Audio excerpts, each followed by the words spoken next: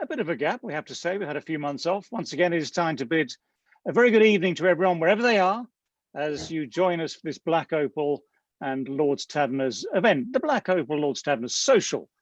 And being social with us tonight, we haven't quite got a full crew yet, but if I work my way across, first of all, Allan Donald, the great Allan Donald, one of the world's finest ever fast bowlers, now a coach in the middle of South Africa somewhere. What's that side called, AD? It's the VKV Knights. VKV Knights, yeah.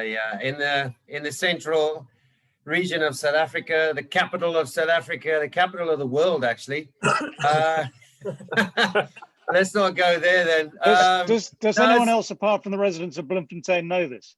I'm trying to convince a lot of people, and Ian Botham still to this day, when I speak about the waterfront, and he still keeps taking the mickey out of me about these big ships coming into the waterfront in Bloemfontein. No, look, I was appointed in May this year, and look, we've recruited really, really well, and we've started the season on a good note. So busy in Durban at the moment, actually. Right. Sunny Durban. Been watching a bit of the England-South Africa series that started over the last few days. But yeah, the season's in full swing. We're busy with our fourth game, 1-2, lost one, and 17 poles on day one is not a good start over here. So it's been busy. It's been very busy, David. And just, I'm going to say, just for those who don't understand the technical term poles, that's wickets. Or if they had something else, if they had something else in mind, I'm sorry, you've tuned into the wrong webinar. But anyway, Jason Roy, very good evening to you, Jace. How are you? Evening, guy. Yeah, very well, thanks. Very, very well. How's it going? I'm assuming that's the curtains of the Vineyard hotel room that is currently your abode, is it? It is, but if I open this, I'm staring into someone else's room, and they don't want to see me showering in the morning, so I keep it shut all day. I keep it shut all day. And how is Cape Town? Yeah, it's beautiful. Absolutely stunning. It's a breath of fresh air coming from the bubbles in the UK. So the bubbles in the UK, obviously, all on site, all on the ground. So you open your window and you're on the ground all the time. Whereas now we're here at the Vineyard, which is absolutely beautiful. So it's a nice breath of fresh air, swimming pool, and a nice, like, sort of outdoor feel type gym. So it's lovely, thanks. Now, the tortoise is still there. Those of us that have been to the Vineyard over the years, often relaxed in the gardens there with a cold beer and a tortoise. Yeah, they're cruising around. Takes us back to poles again, but there we go. We've had a couple of nice fires out on the veranda and stuff, so it's been beautiful. This thing about the bubbles, I mean, obviously, what we've heard and read and spoke to people like you about over the last few months, but the bubble is hard work, is it not? Yeah, it is. I think if you're used to having your own time and your own space, to be chucked into a bubble is very demanding. Yeah, guys are slowly getting used to it. But the bubble here in Cape Town is, I mean, we're outdoors most of the day, and training's just close. And I mean, it's a different country with a different kind of temperature and sunshine, so it doesn't feel too much like a bubble. But yeah, it is something that takes a lot of getting used to. Well, Cape Town's had a lot of accolades over the years. It is a gorgeous city, as well, we know, and now it's the world's best bubble as well. So it's added another title. There we go. What about the guys, Jace? What about the guys, for instance, like say Joss Butler, those who've been through the England bubble in the summer with West Indies, Pakistan, and Australia, and have also done IPL? This is a lot of bubbles in a relatively short space of time. I mean, is the man going mad yet, or is he still relatively sane? No, people are relatively sane. Like I said, we've had a few fires and some beers outside the veranda most nights, so it's been quite relaxed. So I think it's also hard because a lot of our team have got quite young families. Like myself, I've got a 1.5-year-old at home, so being away from them is probably the hardest thing, especially during the Christmassy period.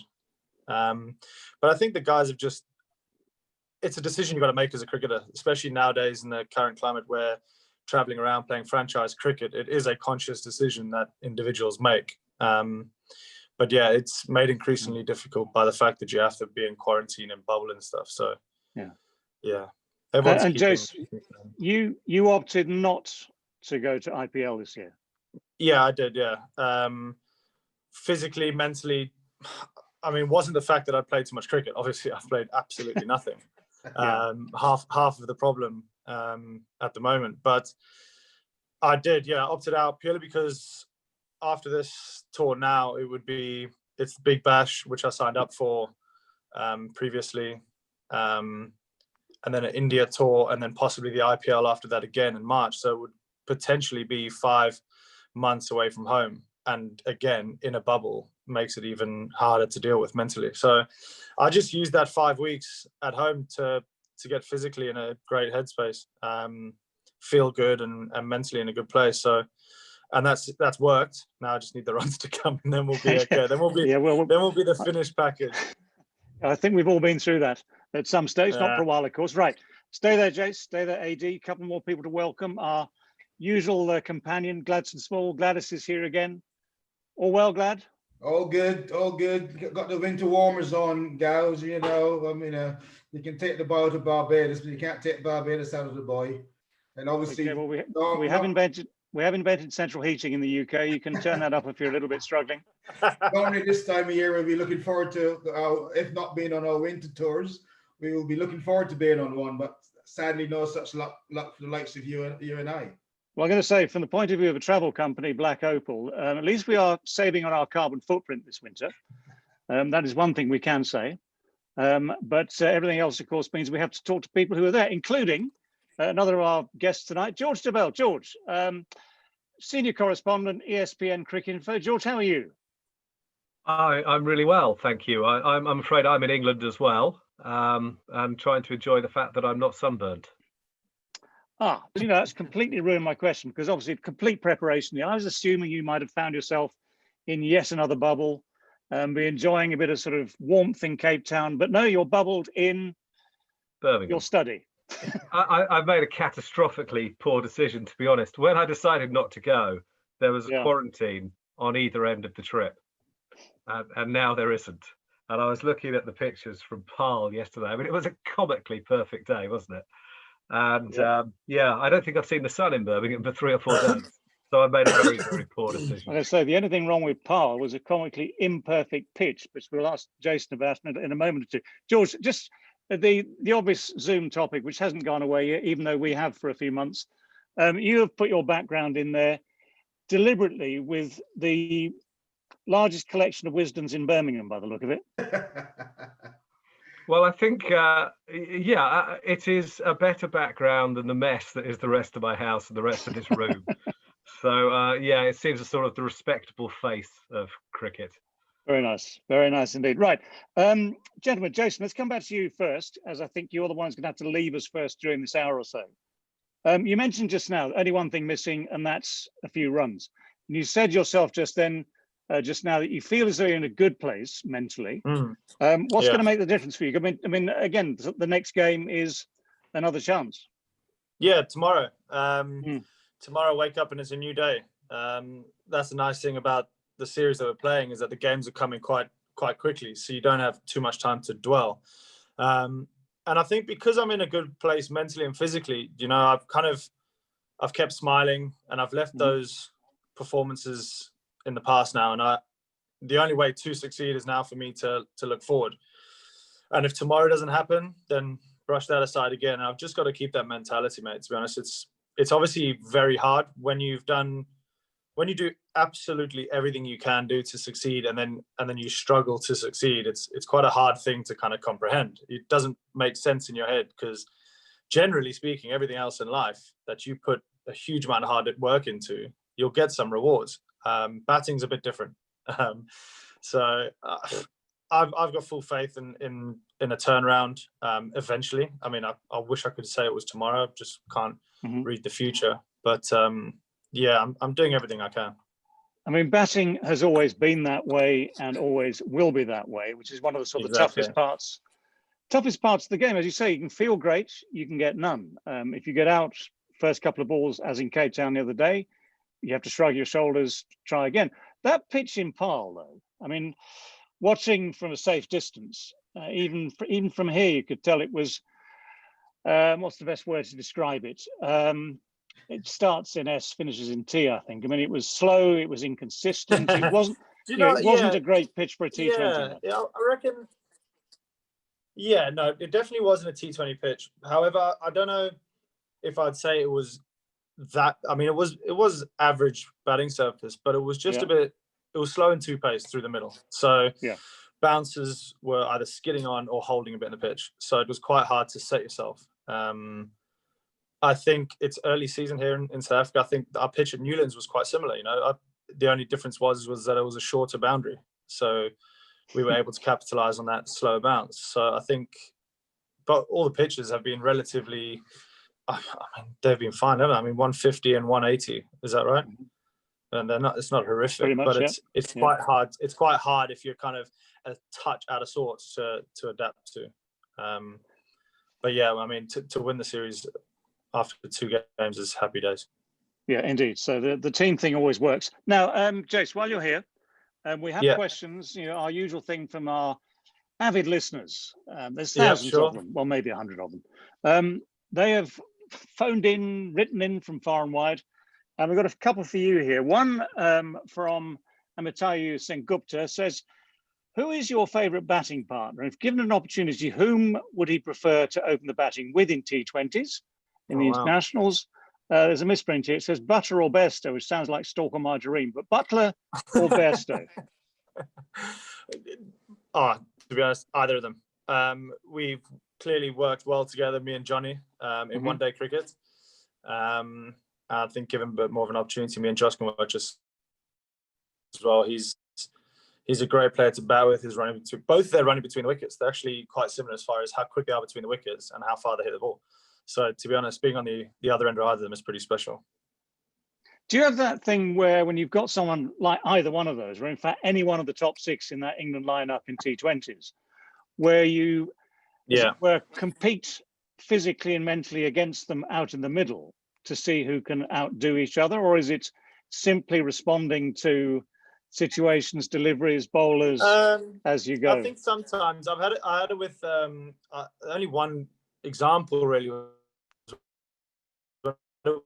with Halsey at Chase.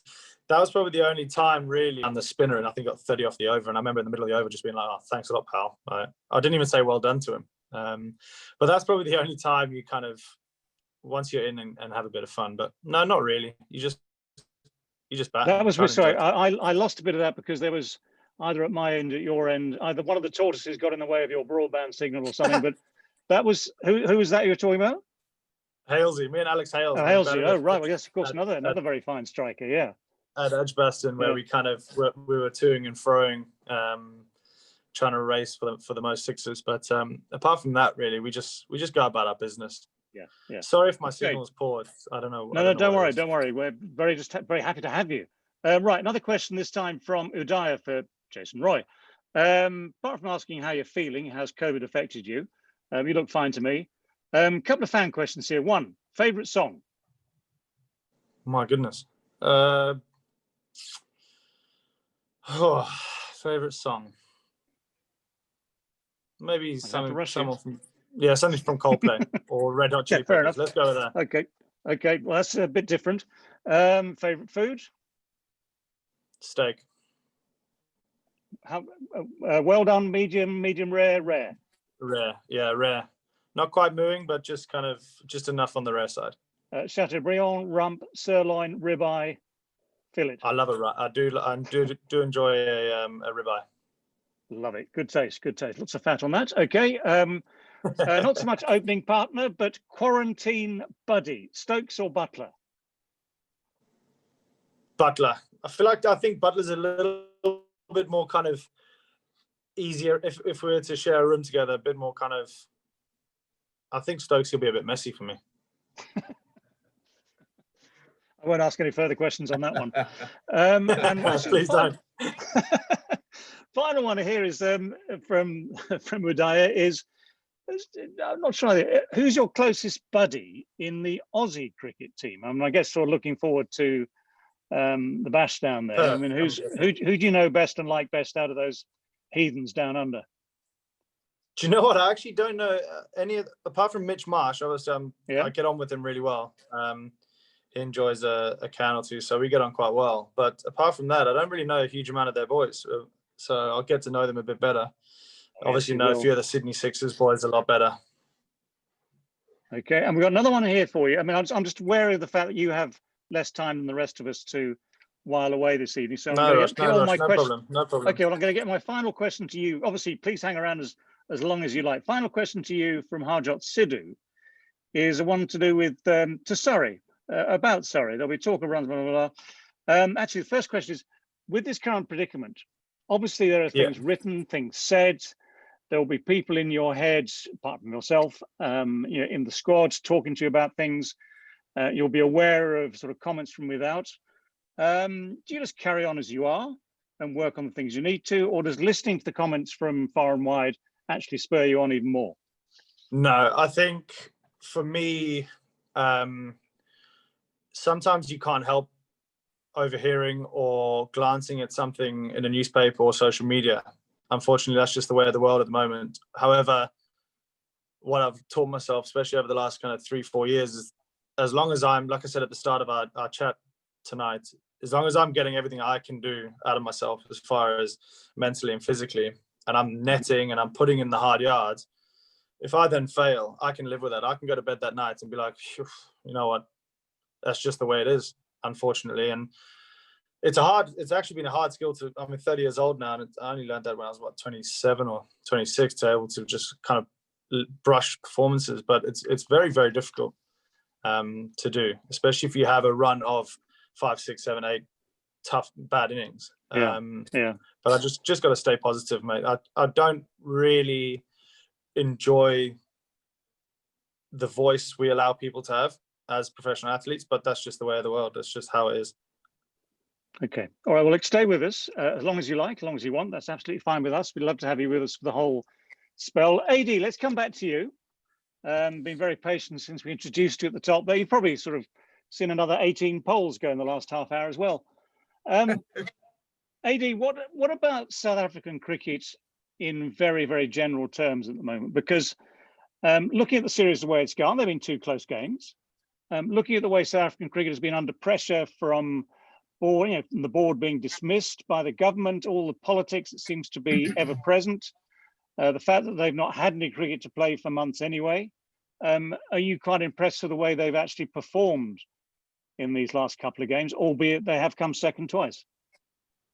Yeah, look, David, this has come a long way, 6 months or more. All the stuff that has been happening behind the scenes, it's been quite upsetting from a player's perspective, from a coach's perspective. We're trying to tee up the national first class season, and just disappointment after disappointment has just hit us really, really hard.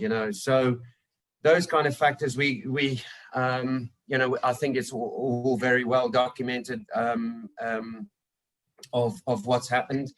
And, there's a lot of players around South Africa that have just sat back and gone, well, what's going to happen to our future? If our national governing body is in such a mess, then, we really, there's not much in the dark days in terms of COVID to look forward to. So, but I think now that we started this summer, it's sort of made the voices go away a little bit, detracted a little bit more from all this negativity that we really just wanted to go away.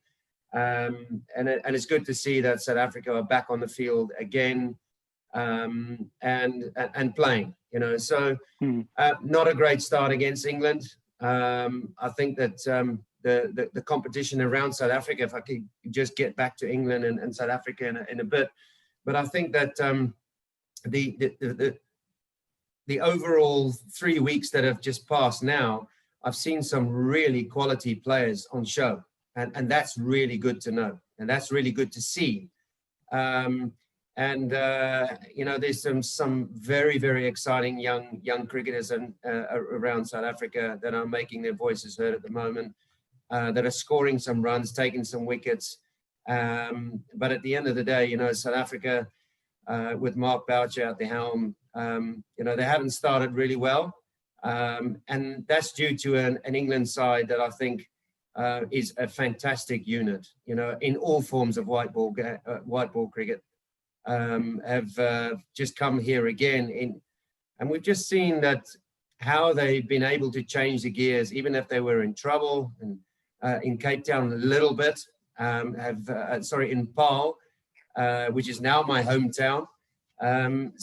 Which is, so good to see them have so much depth and be able to get out of that trouble that they were in yesterday and still win a game of cricket, So on that particular pitch was an outstanding effort. So it's a long summer ahead, there's still tomorrow, the T20 game, then there's one-dayers, and then of course the test matches later to follow. So look, yeah, David, look, we've got a lot of work to do, and I think just to get back to CSA, we just want this thing to go in the right direction. And one thing we lacked is leadership. It's been rudderless. It's been all over the show. We just wanted to see someone take charge of this whole thing and just say, right, we're a proud South African cricket nation. We are bloody proud about it. And we just want to see some control and leadership that takes us somewhere and be competitive like we always have been. I mean, right, apart from the political struggles with the board and the government, there has been that sort of exodus of players who have been making a name for themselves as international cricketers for South Africa, and yet have taken personal decisions to go and play in the UK and elsewhere. And even when we came down in January for the test match in Cape Town, for the series, South Africa-England series early in the year, we were seeing players coming through, good players coming through, and we've seen people like Nortje come through, for instance, who's made a reputation for himself at IPL as well as for South Africa now. So I mean, there's obviously a lot of talent around, but I mean, how frustrating is it for people like you now who are coaching the next generation, but also proudly watching a South African 11 which has always set very high standards? I mean, how frustrating is it for you guys? It's incredibly frustrating. There's Jason Roy sitting over there, and there's a number of cricketers that have departed over the time and joined the Coltback movement. We don't seem to come up with a remedy to stop it. I know that Graham Smith now is fighting really, really hard to get those Coltback players back into our first-class system. And let's hope that that really, I know there's a few players that have indicated that they're keen to come back and settle in. There's also a unhappiness about the current crop of South African cricketers, about the guys coming back and saying, well, hold on a second, that was your choice. That was your choice to move on. Now you want to come back. You're going to have to earn selection, so look, it's frustrating. I can also understand why these guys have gone there. And I certainly don't want to go into that, but it's good to know that there's, I think with Graham, especially with Graham Smith being the DOC, I think he's now gone very deep and sideways to go and make sure that, hold on, we gotta with Mark Boucher, we gotta make South Africa a powerhouse again. And now whether that'll happen, I don't know. This is going to take time. This is going to take a heck of a long time to restructure, to move things around a little bit and get it to where we were. But will it get there? I'm not quite sure. Yeah. George, in your position, you have your finger on any number of different pulses around the world. And there's obviously a lot going on with Australia, India, England and South Africa now. There have been all sorts of issues this summer with Black Lives Matter. But just sticking with this South African issue and the situation with their board, what's your view? What's your take on all that? I think you've got to remember the context, yep. Which is that it is 25, 26 years since black people in South Africa couldn't vote. So things needed to change. There had to be a system. There had to be this transformation. And if there is impatience, I think it's understandable. So I'm broadly in favour of the targets, which I know is very unpopular in cricket terms, but there has to be some sort of flexibility. And actually, in the bigger picture, it should be so reassuring that they have all these withdrawals in South Africa. And you mentioned him, Henrik Nortje appears. I mean, he looks fantastic. Equally, George Linder in these last couple of games, he's played 3 internationals, got a 5 for on Test debut. He looks like a really good player who could, play a role going forward. And I just think if you added, say, Riley Russo, Colin Ingram, A.B. de Villiers, David Miller to that South African middle order, they're potentially world beaters. So there are problems right now. There definitely are. But it's a transitional phase. And the fact is they keep producing really good players. And that in the long term, I think, should be really encouraging. I mean, that is something which countries like traditionally South Africa, Australia, and we always say it's a climate thing. It's a weather-related thing, with outdoor sports being very high in the list of priorities from age 3 onwards. But we always mention the word pride as well. I mean, AG mentioned it just now. South Africa is very proud of its cricketing heritage, amongst, of course, a sporting heritage which includes rugby and lots of other stuff as well.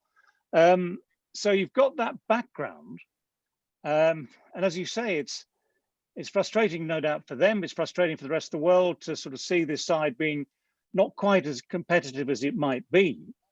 But is that enough to sustain the growth, the regrowth, do you think? Well, just the fact that it's still an important sport in the country, that it's still relevant. No, long term, you have to get the non-white audience in South Africa into cricket. But you do that by having a team that represents them in part. And it's not just about colour, it's about class and income, and the same sort of debate we'd have about the UK, actually, in lots of ways. So, no, it's a really frustrating period. The government is in some sort of chaos, let alone the governing board, and it feeds into the cricket. Ultimately, right now, the problem is economic, and you cannot blame players for trying to earn a living elsewhere, and that's what's happening. You could take steps to improve that within a week, if there was the will to do it, by having a different revenue model at the ICC. If, for example, when South Africa toured England, they got 20% of the home broadcast revenue, straight away they become a more viable force in international cricket. So if there was a will, things could be done quite quickly. But I still think the reserve of talent in the country is quite encouraging. Indeed. On that point about broadcast revenue, does that mean that you would advocate a sort of pooled sharing system around the world, given that it is much easier for England, Australia, and especially India to make the proper sums of money that feed their game economically from TV, whereas we've heard, for instance, about struggles in South Africa before. We know that as you say, the economy, both nationally and in terms of broadcasting and sport, is very different down under. In South Africa, it's not down under Australia, and likewise the Caribbean. I mean, around the world there are huge imbalances. So, would you advocate a sort of international? I don't really want to say ICC-based system, because that's rife with possible disagreement, but an internationally pooled system of sharing those revenues? Well, we sort of have it, in that the amount of money the ICC give to all the countries other than India is just about the same. England get a small proportion more right now, but the idea of the big 3 is a bit of a myth now, and it's more a big 1. Now, it's all very well for us to say India should share the revenue more, but 1, they create it and they don't want to, and 2, I think they'll take their ball home if they are made to do that. So you have to have a system where you're working with all the partners in the ICC. But right now, the global events are shared pretty evenly between the main or the full member nations. Now, whether they should be shared more between the associate nations is a very good point. That isn't happening. But at the World Cup, for example, that revenue is shared pretty equally. but it's not shared for the bilateral tours. So West Indies, for example, when they came to England this year, what was in it for them? They were in lockdown for weeks and they were on 50% pay the whole time. Now that they were doing England such a favour, it seems only morally right, and the long-term benefit of the game, I think, as well, would be served by the broadcast deal being shared. I'm not saying 50-50, I'm just saying like 20%. And it would be the same when England went back to the Caribbean as well. So, you know, that is a pretty straightforward measure that I think would help South Africa retain, for example, their best players. You know, it could be done quite quickly. And I think it will be done, you know, under the new ECB chairman. I think Ian Watmore is how do I put this? He's a substantial upgrade on the man he replaced. And I think he gets the bigger picture that actually being sort of morally correct about it is also an investment in the long-term viability of the game. And there's no distinction between those two things. So I think he'll take a longer term, more sensible view. Just quickly, before I go back to AD on the sort of diversity in South Africa, just quickly about that idea of sharing revenues, West Indies and England and West Indies. I mean, the whole point about West Indies finances has been that they normally make a loss at home because it's so expensive to travel around the Caribbean and host a test series in the Caribbean, and their sponsorship levels are relatively low. If you took away any television revenue or shared it from there, that would make them lose even more money on that. So, I mean, surely it has to be, I mean, it's going to be a very complicated system if you're going to end up with a fair distribution around the world, surely. No, I don't think so. I mean, for example, at the moment, a Caribbean tour, when England go there, the West Indies would be obliged to pay the costs for England. Yeah. Well, maybe that's something that could be looked at as well. But, you know, it's a proportion of the money. And the fact is that the ECB's broadcast deal is a lot bigger, particularly right now. Yeah. So I think that they would, I think that idea actually came from Johnny Grave, chief executive of West Indies Cricket. So I think he would bite your hand off if you suggested that. And I think it would be the case a lot of places. You know, South Africa has been struggling to sell a broadcast deal. So it would make a tour to the UK something that was worth them doing as a test team, which, you know, you have to accept that test cricket isn't paying the bills for some countries right now. And it would incentivize them. And as I say, for South Africa in particular, it would allow them to retain the services of more of their players, and West Indies too, to be honest. Well, let's go back to AD. On those points, you can take it in any order, either the economy of the game in South Africa. In fact, well, let's stick with that for now. Let's just talk about the economics of the game in South Africa and what you need to do down there. Well, talking about broadcast deals, I believe we've just signed a deal with Star Sports, which is phenomenal. And you know, obviously SuperSport here in South Africa are trying to, we're busy live streaming first class games as well, you know, from DSTV point of view. And we need that. I mean, we absolutely, everyone in this country is crying out for live cricket to be on television. You know, everyone's now tuning into the South African England series, and of course Pakistan and Sri Lanka, I think, to follow. Look at this, it's massive for us economically, and I just really hope that with CSA and their leadership, and whoever that might be at this point, will take charge of what the players really want, you know. So I try, and I have done, to try and distance myself in a big way and try and focus on what I need to do with a central franchise. And it's been, to say the least, it's been hugely upsetting to hear all the negativity that's just coming on daily basis. And I've really shut myself down. So I've honestly not sort of given myself any space or a time to listen to all the nonsense that's been going on. So look, I just think that all of a sudden there's a bit of good news that's coming from a Star Sports deal. There's new talks with Supersport, and the Mzansi League that was cancelled this year is now postponed until next year, which I believe is going to be more franchise-based. It's going to be, there won't be a draft. The franchises will remain the same, and then 3 overseas players per franchise will be added. You know, so it's huge, and it's who those overseas players are going to be will be a big seller for the franchises. Am I right in saying that one of the huge problems about that particular league, and one of the reasons that it was slow to, well, one of the big problems was that finance was, just wasn't there. That it was expensive to set up. It is expensive to set up, and the board couldn't finance it. And if you can't finance it, I mean, so if you have, for instance, this deal coming in with Star, and you've got serious money coming in, okay, you can start to finance a league like that. You can start to finance players. You've got to spread it through the levels, of course. I mean, one of the great things, one of the great abilities for the countries with money is they can promote cricket from birth onwards. So they can do it through schools, through clubs.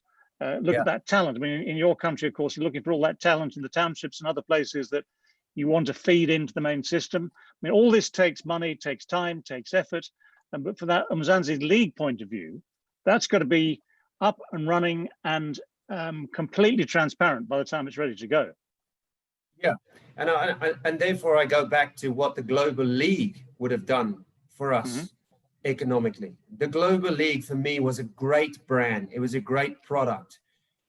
We had overseas owners. We had, we had a guy who was our owner out of Hong Kong, who was going to do some unbelievable things in terms of schools in Bloemfontein, and build new facilities, establish the Bloem City Blazers Academy. And so that would have been, and he had other plans business-wise to create one of the biggest train units or train services in South Africa to help people bringing in from Lesotho to Bloemfontein and backwards.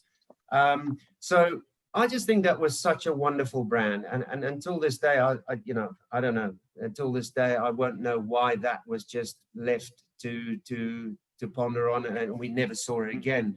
I just think that was a wonderful. All the teams were loaded with serious cricketers. That was, and that's what South Africa really miss at the moment, is now that sort of brand that could challenge. I don't think there's any brand in the world or T20 league that could challenge the IPL. You know, the Big Bash is getting bigger and bigger, but I think that the Global League would have been something that we would have been very, very proud of, because it just had so many wheels that could take it and be a very successful thing. Well, maybe. You never know what might happen down the line. Jason, mentioned the Big Bash there, which is where you're headed later on. First of all, would you fancy playing in a league in South Africa? I mean, this obviously is a very common thing nowadays with specialist one-day players. You've got as many leagues as you can poke a stick at almost to go and play. And do you fancy playing in South Africa if all that was to be set up properly? Yeah, so because I remember when it first started that in Mzansi, the first year it got cancelled. I signed up to play, and then it got cancelled. But then actually I came back in the last one and played for the Port Elizabeth Nelson Mandela Bay Giants. So I played in the Mzansi League, and I was just about to touch on you're talking about the talent around South Africa. Yeah, it's phenomenal.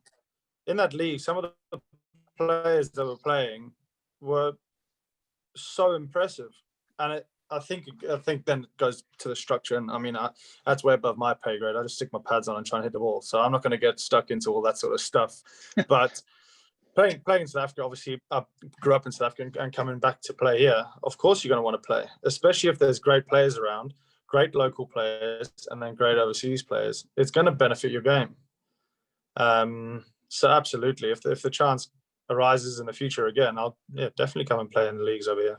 Actually, if I thought back to when we first did these Black Opal cricket socials, Yeah. First time we had you on, I read through all the teams you've played for around the world. And it took me about 20 minutes. And if I could remember what I'd read then, I'd have remembered you'd played down in SA. So, okay, well, we'll add that back into the list later. But talking about the Big Bash, again, coming back to the questions from our audience, there is one here from Vinay and Rohan Handa. Rohan is the under-13s Hampshire player, a leg spinning all-rounder who I think we've heard from before, if I remember right.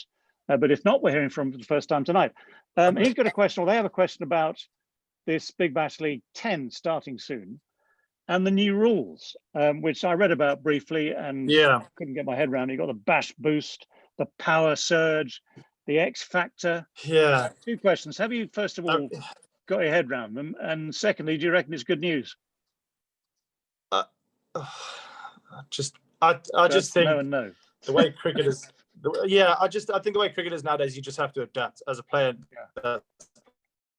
Playing in it, you just adapt. Whether you agree with it or not, you just got to get on with it.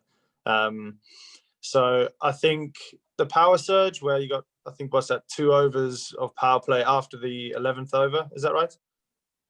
I don't even know. You tell me. But something like that. I think that could be that's a bit of fun. That's a bit of fun. But then there's the X Factor player, which is debatable, because how much X Factor have you got to not make the final 11 type situation? Well, we tried. I mean, that's just a variation. I think it's just adapt the game. Yeah.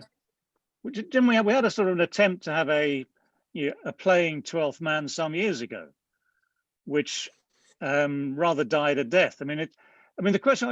I'll go to George. George, what do you think is right or wrong here? Because things. I mean, IPL, as Jason so rightly says, is established as the leading T20 brand worldwide.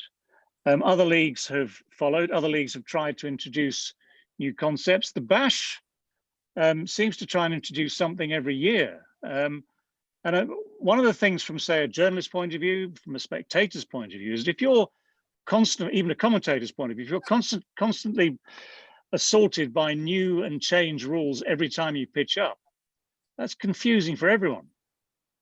Yeah, well, that's a really fair point, isn't it? Because if the idea is to simplify it for a new audience, are you doing that? Most of these ideas, as you hinted just then, we've seen them before. We've done the Power Surge before. It's just called something different, wasn't it? Yeah. And it was changed because it was too complicated. You know, you've got to be open-minded because the game changes. I mean, Lord, in your career, you'll have done 8 ball overs, 6 ball overs, fielding restrictions came in, then you had DRS, and in English cricket, which is seen as being reactionary and stayed, given birth to List A cricket, T20 cricket, and it's just about to give birth to the 100. The game changes all the time, and you've got to be open-minded because a lot of those changes have been really, really good. But just because some changes are good doesn't mean they all are. I mean, like this X Factor player, I think the idea is that if you're struggling, a one-sided game could be corrected. You know, say you're 20 for 6 and you think we need another batsman. So they draft a batsman in. But couldn't the bowling side think, you know, we need another seamer. We don't need another batsman. So everything that is positive about it can equally be negative. And I do wish that cricket had a bit more faith in itself. I wish the people who ran it realised what a bloody great game it is. And actually, you know what? If you put cricket on good wickets, so not PAL, I agree with you. If you put cricket on good wickets and get a lot of people to see it, a bit more free to air, your job's pretty much done because it's a bloody great game. And everything else is a detail. So I'm trying to be open-minded about those changes because, you know, history would suggest that a bit of change is a good thing. But I think they're tinkering. And actually, where the Big Bash has gone wrong a wee bit in the last couple of years, and it's a terrific competition, is it's become too long. And they've taken their eye off the ball in terms of pitches. It's been played on a lot of poor pitches. In those early years, it was played over the Christmas holidays.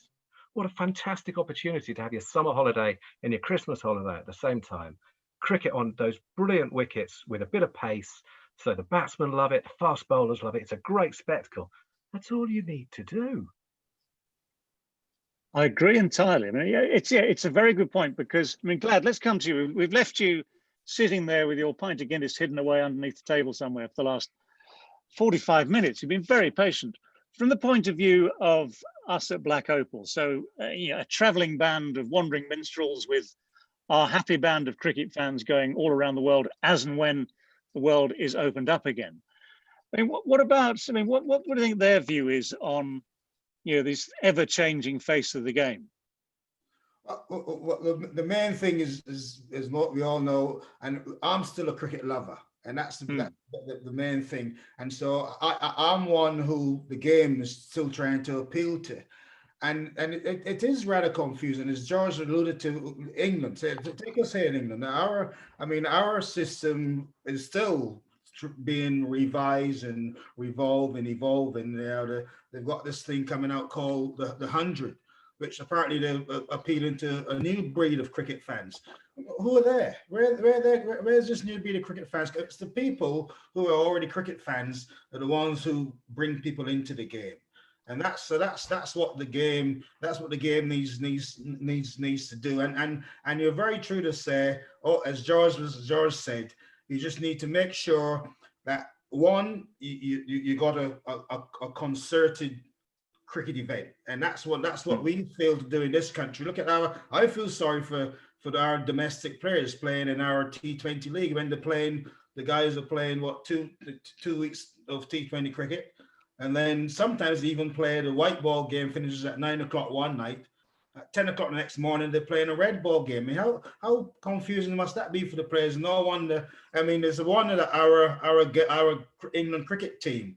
We've obviously got some really seriously talented cricketers, and obviously they're all developing there. They're all steaming ahead. Obviously, the England team won the 50-over game World Cup last year, and the next two World Cups are both T20s, I believe. There's one in, I think it's India. Next year, and then Australia the following year. So you can see what England are revving up towards the next international world game. But listen, it's I for one, I'm old school and old fashioned. I still get more revved up about a test match than I do if we lose a T20 game. Oh well, it hurts a bit. It really hurt, not that much, to be honest. Yeah. If we lose a test match, man, I am really grumpy.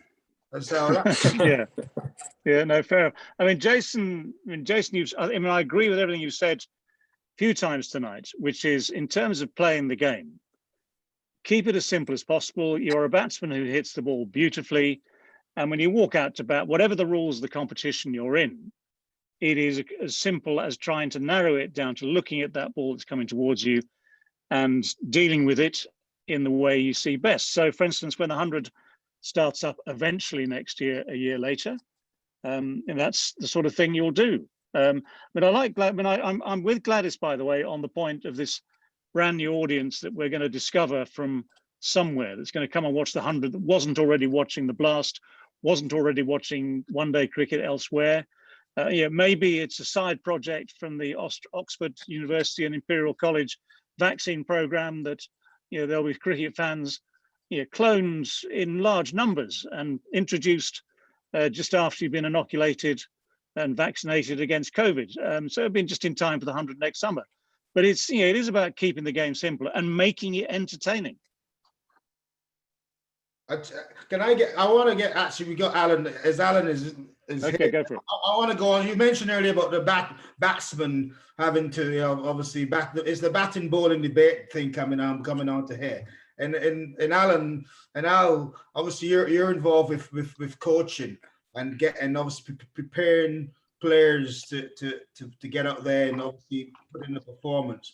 I mean, when you sit there and obviously see the likes of the Jason Roys and the phenomenal batting skills, and when we used to bowl back in the day, we used to probably bowl at 1-2 batsmen in the opposition who can hit the ball out the park. Whereas presently you have half a dozen in the opposition who can do that. I mean, how frightening is it to prepare bowlers to get out there to perform in the T20 game?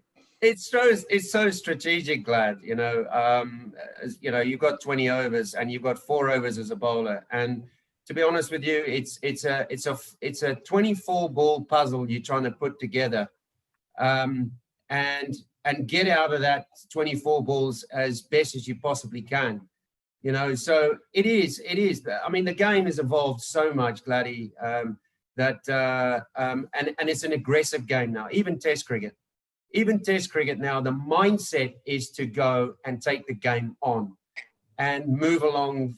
It's about the first innings is about getting as many runs as you possible on day one, and be in a great position on day two to come and finish them off, and get bowling.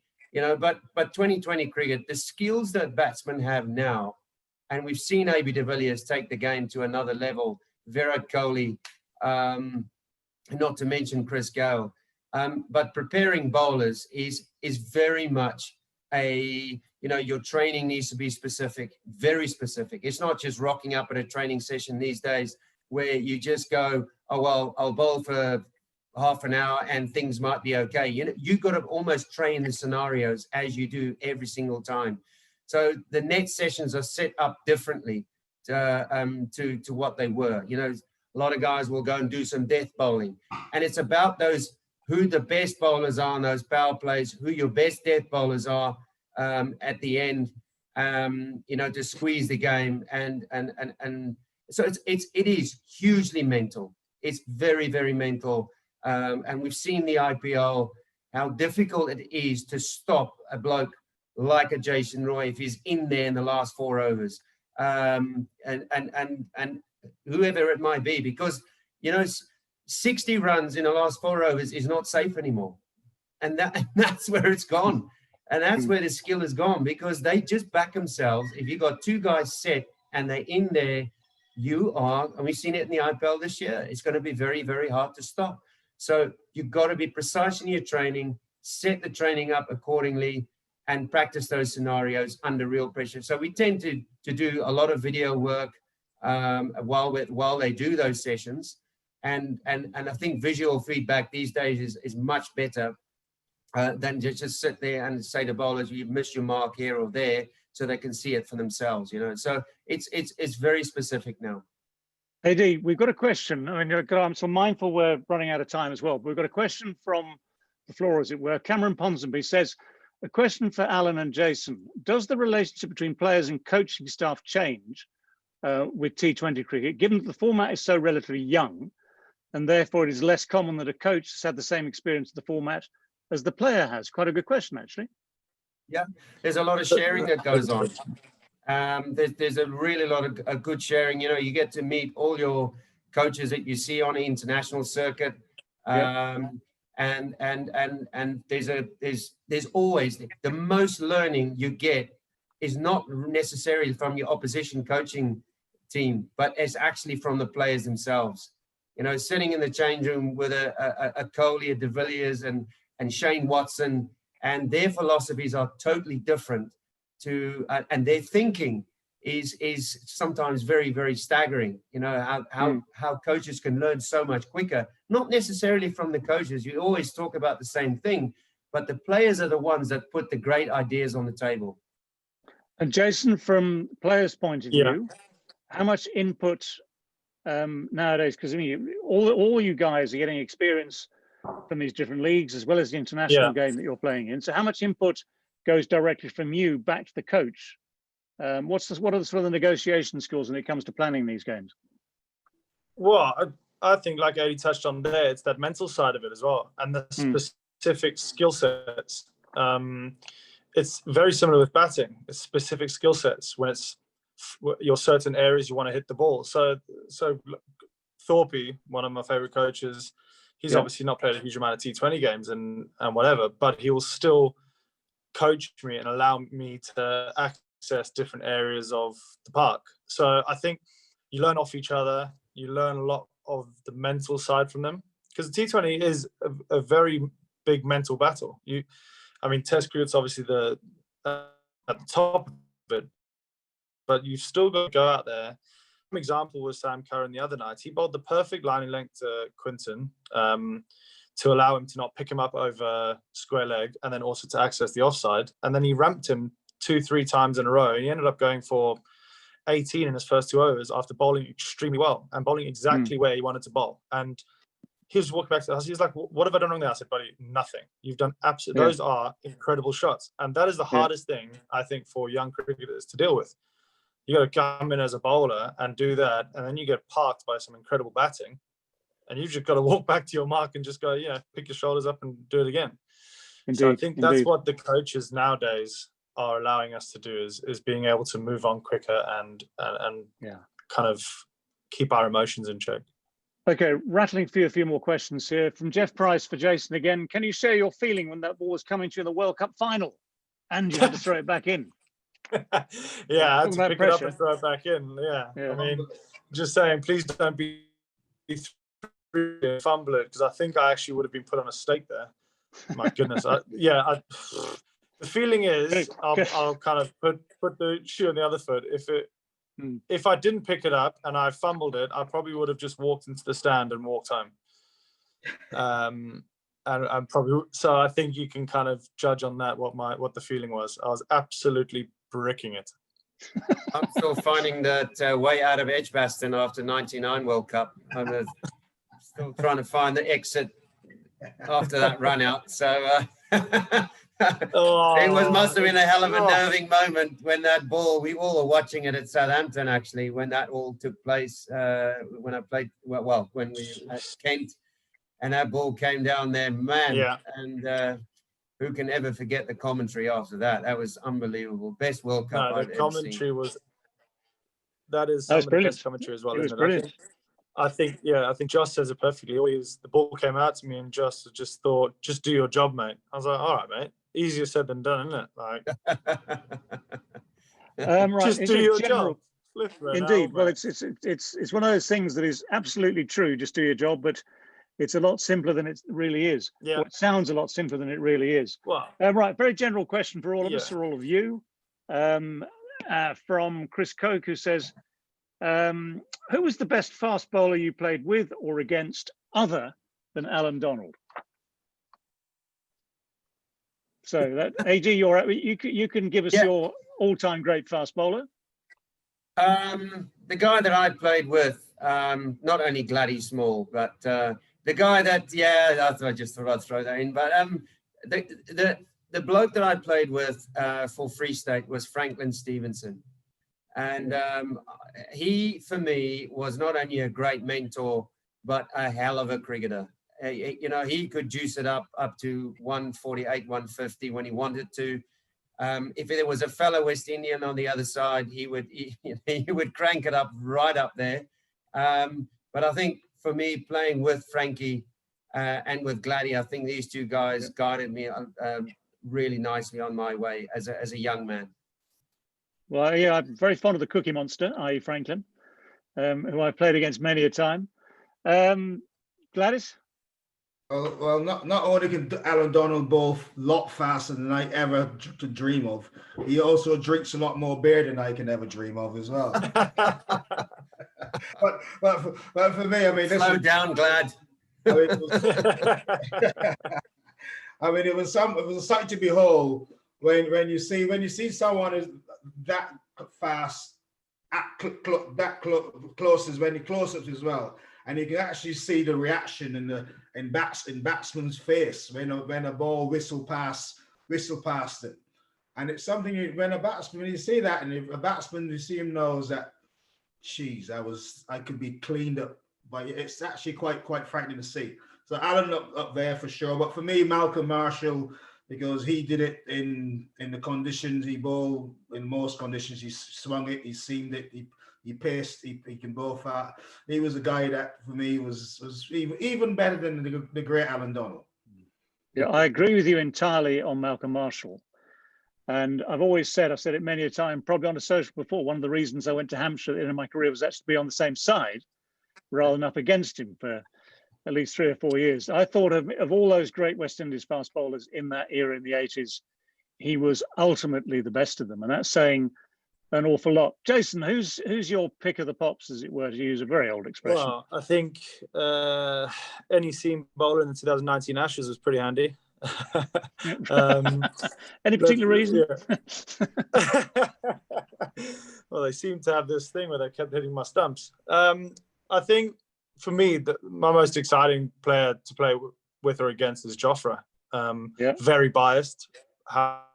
However, seeing him with the different ball in his hand, playing with him in a test match at Lord's where he went through the gears like I've never seen before. It was just absolutely incredible to do it at such a young age.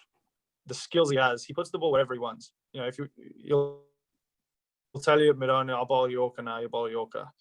And his bouncer, the difference between his bouncer and his length ball is borderline impossible to see in his action. Some bowlers, you can see them really pull down on the ball and you can kind of sense it. But yeah, he's one of my favorites at the moment. I think, again, we find it very hard to argue with that. George, who's the best you've seen?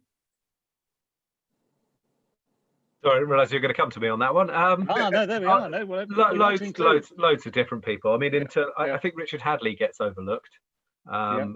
Incredibly skillful. Malcolm Marshall, one of the most frightening, don't know whether the best, but at his best. Mitchell Johnson in 2013 was unbelievable, and I really feared that would have been nasty. And actually, Josh Hazlewood now I think is a bit underrated. I mean, I think everyone knows how good he is, but he looks like almost fast bowling perfection. Yeah, well, there's plenty around. Always have been. George, stay there, please, because there's one here. We're probably going to overrun, but I don't mind that at all, as long as you guys don't. And as we've got you here, George, there's a question from Harjot Sidhu relating to our game in this country. If we were to improve diversity amongst players in the English county game, with more South Asian and Black player participation, do you think this would in turn and over time improve diversity amongst our county fan base, which is, again, a slightly different twist? But obviously one of the things that has been coming through with the stories from, dare I say it, Yorkshire this year is that this whole issue of especially the South Asian cricketers up in that part of the world and across the game as a whole, both in playing terms, management terms, coaching terms, and watching terms is fascinating. And just going back, if I go back as an example, when I used to play at Leicester all those years ago, mid-70s, mid-80s, or mid-70s through the 80s, we had, of course, a huge potential fan base in Leicester with the Asian population in that city, which is enormous. And yet we saw very few of them, unless actually India played at Grace Road, in which case we had a good crowd, good Indian crowd. It was interesting how few came to watch us at any other stage. So it's a fascinating general question to me. Yeah, and I think it would be naive to pretend there are really simple, easy answers. True. But I think this year has been really useful. I honestly been shocked by some of the stuff we've learned this year and feel a bit complicit in having not noticed. I'll give you one stat. In the last year at Edgbaston, 800 kids came for trials. 800. How many came from African Caribbean background? One. Right. Now, Birmingham is the second biggest population of Black people in the UK after London. So 1 out of 800 to have even come for a trial is a shocking statistic. And that is in the city where the West Indies used to play regularly. They used to play in Handsworth Park on each tour because there was such a big community. So what have we done wrong as a game? I think it would be silly to pretend racism isn't an issue. I think there's been actually has been deliberate racism, but mainly I think the problem is economic. And I'll give you another example. If you're a kid, talented kid, 10 years old, turns up for a county trial and you get into the side, first thing they ask you for is £150. Well, are you giving an opportunity to everyone in all stages of society there if you're asking kids to pay to get into the squad? And just about, I think, every county does that. So our prices discriminate because we can't. And that is cricket's problem. It's the problem at with county memberships. It's even the problem joining All Stars. How much does it cost to join All Stars? I think it's £40, £35, can't remember. Doesn't sound like a lot of money. It's not a huge amount of money to most people. But if you're really struggling, it's a prohibitive sum. And if we want our game, our great game, to be available to everybody, we've got to look at these things. At the moment, we've got price barriers. And so to answer the question, yes, categorically, if there were more Black and Asian players, yes, I'm sure there would be more Black and Asian spectators. And we've got to be more inclusive. We've got to do everything we can. And that is about the language we use. It's about the people you see on the pitch. It's about the people in positions of power and responsibility. We've got to be better. AD, in a very similar vein, how would you describe the situation in South Africa? Well, I think, look, we have dealt with transformation for a long time and it's working.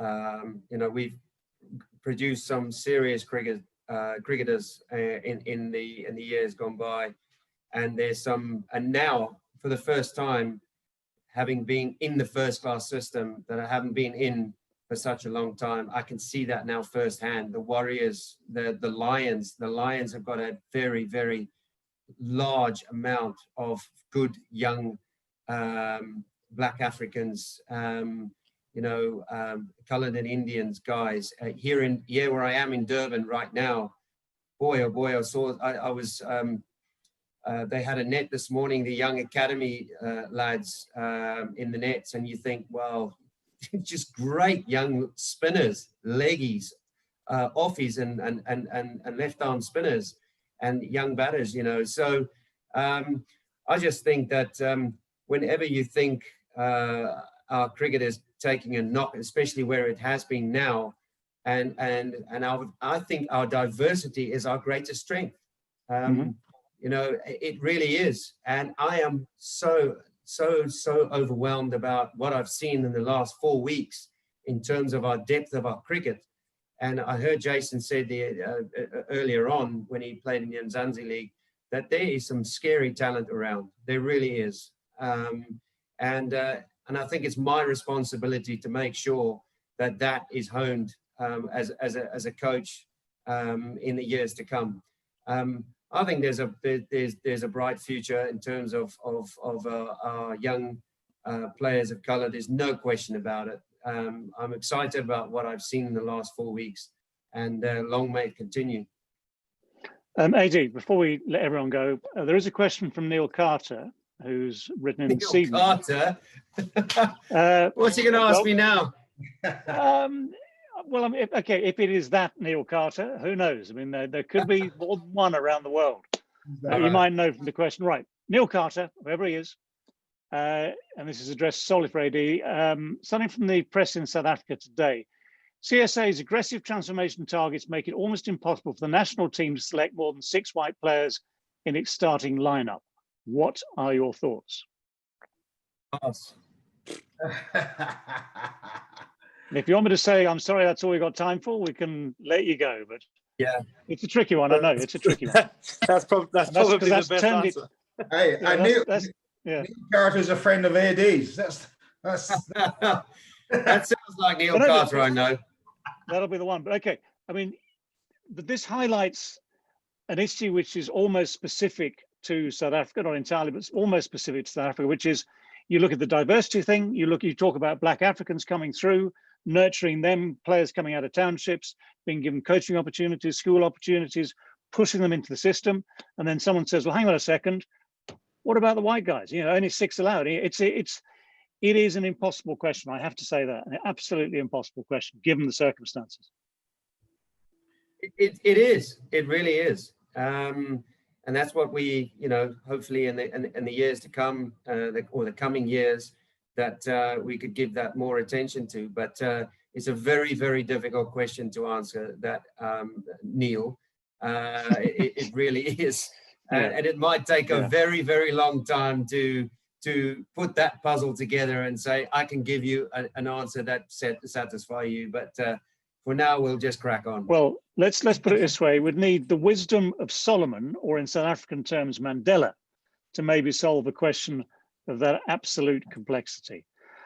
Gentlemen, I think we have overrun, and I'm very grateful for your time tonight. Thank you ever so much to all of you, AD, Gladstone, George, Jason, for spending time with us. Before we let you all go, Jason, most importantly to you, good luck with this next game coming up tomorrow. back yourself, back that self-belief, smack Thank it all around the park, and it'll be a different day. Yes, mate. Gentlemen, Jason, yeah, final word from you on that. No, just thank you very much. Okay. Been a pleasure to be on with AD as well.